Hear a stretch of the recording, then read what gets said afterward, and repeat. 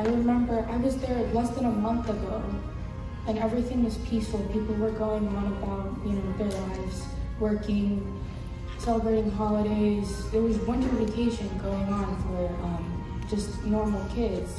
They were all playing outside, going on vacation, doing what you guys were doing. But now, a week ago, war started, or maybe started again.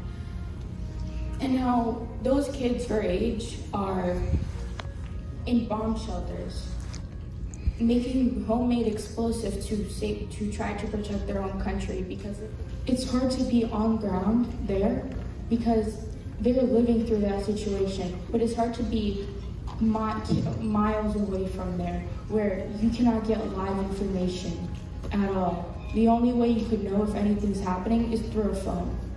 That's why this Shabbos was one of the hardest Shabbos I've ever had. Not because, I have a broken leg or something like that, because I couldn't touch my phone. I wasn't able to know if my family's alive or dead for 25 hours. I wasn't able to know if the city I'm from has been bombed or not.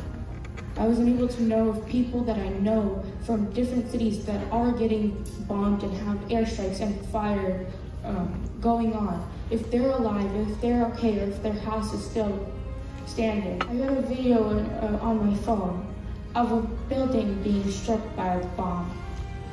I got a photo of a bomb being stuck in the middle of the street. It is not something anyone would imagine to see.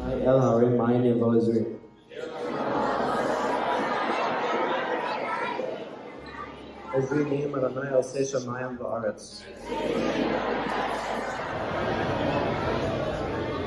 עזרינים אדוני עושה שמיים וארץ.